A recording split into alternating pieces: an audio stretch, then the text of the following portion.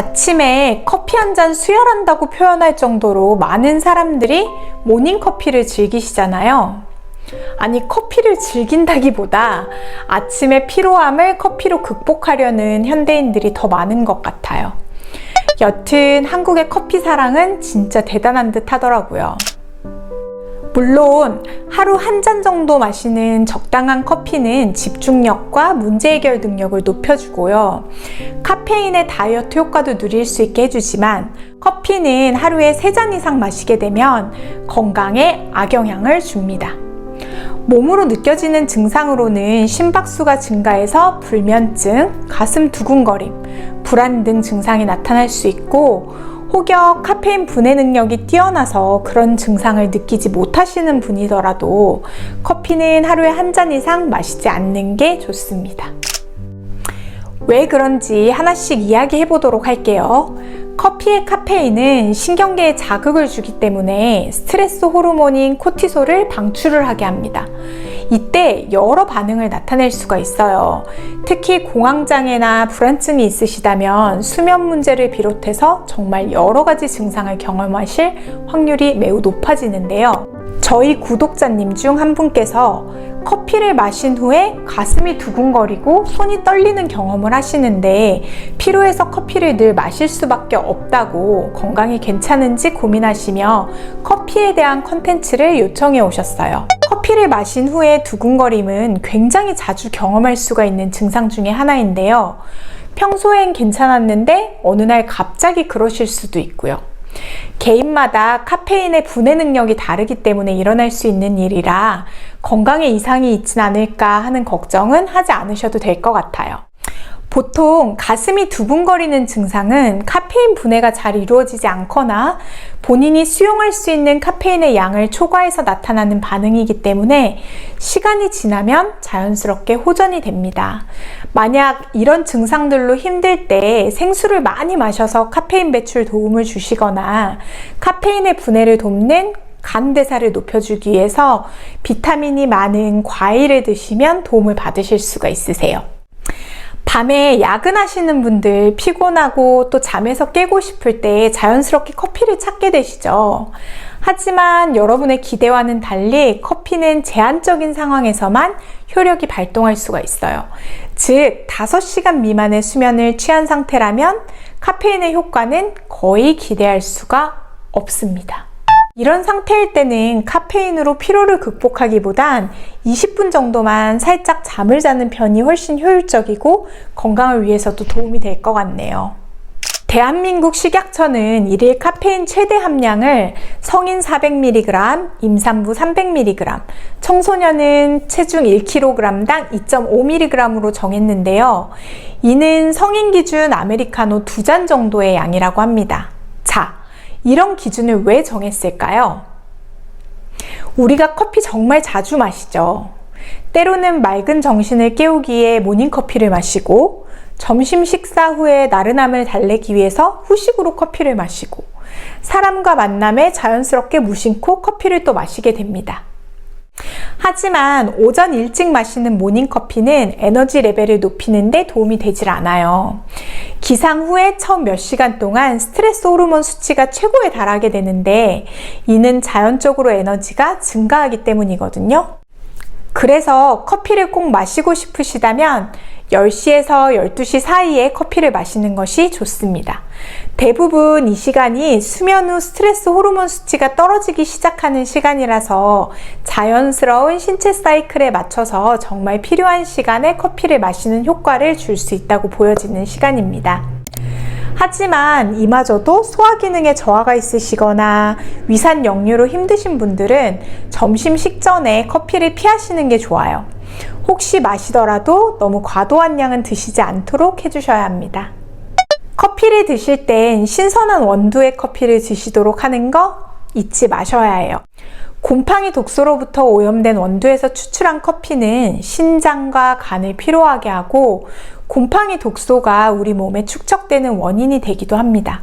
커피의 곰팡이 독소는 발암성 물질로 보셔도 과언이 아니거든요. 오늘은 커피 몇 잔이나 드셨나요? 커피의 과다 섭취에 대해 문제는 다양한데 저는 가장 큰 문제를 두 가지라고 분류합니다. 무심코 마신 커피가 우리 몸에 비타민 B를 고갈시키는 것, 혈중 호모시스테인을 상승시키는 것, 이 두 가지인데요. 커피를 많이 마실수록 비타민 B가 부족하게 되고 체내의 호모시스테인 농도가 높아지게 됩니다. 자, 그럼 호모시스테인이 뭔지 잠시 설명을 드릴게요. 호모시스테인은 아미노산이 대사되는 과정 중에서 생성이 된 물질이라고 보시면 돼요. 이게 건강한 사람에게서는 전혀 해롭지 않은 시스테인이나 메티오닌으로 전환이 돼서 혈중의 낮은 농도로 유지가 되고 있어요. 하지만 그렇지 않은 경우에는 강력한 산화제 역할을 하고 해로운 분자가 되는 거예요. 그래서 호모시스테인이 체내에 이렇게 쌓이게 되면 혈관을 손상시키고 대사성 질환의 발생 위험이 높아지게 되는 겁니다. 즉, 동맥경화를 유발할 수 있고 당뇨, 고지혈증, 고혈압 등을 유발하게 되는 거죠. 역학조사에 의하면 과다한 커피 섭취로 혈중 호모시스테인 수치가 높아지게 되면 뇌졸중이나 말초혈관 질환의 위험도 함께 증가한다고 합니다. 고혈압이 있으신데 커피를 많이 드시는 분들께 커피를 조금 줄여보시라고 권하고 싶어요. 에너지를 얻기 위해서 커피를 마시지만 더 피곤하고 무기력하게 만들 수도 있거든요. 그래서 더 많은 커피를 마시게 되고 과다한 카페인을 섭취하게 되고 커피에 결국 의존할 수밖에 없는 상태를 만들게 됩니다. 식이 상담을 하다 보면 다이어트 목적으로 커피를 마시는 분이 굉장히 많더라고요. 아무래도 커피의 카페인이 살을 빠지게 하는 역할도 하고 이뇨작용을 통해서 소변도 많이 볼 수 있으니까 독소를 빠지게 해준다고 믿고 계셔서일 거예요. 정말로 커피가 건강에 이롭기를 바라는 사람들이 많아서일까요? 우리나라의 커피 소비량은 정말 어마어마하더라고요. 꼭 커피가 아니더라도 세상에 건강하게 살을 뺄 수 있는 방법, 항산화 작용을 하는 식품은 얼마든지 많답니다. 그래서 저는 오늘 커피의 단점에 대해 조금 더 언급을 해보려고 합니다. 우선 영양학적 측면에서 말씀을 드리자면 커피가 이뇨작용을 하고요. 여러분이 소변을 보실 때 인체에 필요한 칼슘, 비타민, 무기질을 몸 밖으로 같이 배출시키게 됩니다. 우리 식단이 어떤가요? 특히 비타민, 미네랄 너무 많이 부족하잖아요. 그런데 커피를 많이 마시면 그나마 체내에서 사용해야 하는 귀한 비타민과 미네랄까지 배출이 되게 되는 거죠. 특히 비타민 B군은 수용성이기 때문에 체내 저장을 하고 있지 않고 매일 배설이 되니까 매일 식단을 통해서 꾸준히 섭취해 주셔야 하는데요. 하루에 몇 번씩 커피를 마시고 밤늦은 시간까지 수면을 취하지 않으면 비타민 B가 더 쉽게 고갈되어 버리겠죠. 비타민 B군은 어떤 역할을 하나요? 우리 몸에서 에너지 대사에 도움을 주고 몸속 피로물질을 제거해주고 행복 호르몬인 세로토닌이나 도파민 같은 신경전달 물질의 생성을 돕고 혈관 질환의 원인이 되는 호모시스테인을 낮추어주는 역할을 하고요. 그래서 비타민 B가 부족하게 되면 쉽게 피곤해지고 우울해지고 그렇게 되는 겁니다. 또 비타민 B가 부족하게 되면 두통이나 불면증도 일으키게 되는 게 당연하고요. 특히 이제 한국 여름이 다가오잖아요. 여름은 무슨 계절인가요? 아의 계절이죠. 누구나 손에 각종 커피 전문점의 시원한 아이스 아메리카노를 들고 또 거리를 활보하시게 될 텐데요.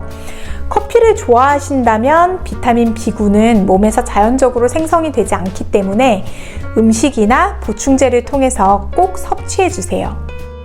늘 말씀을 드리듯 가장 좋은 섭취 방법은 음식을 통해서 섭취하는 건데요.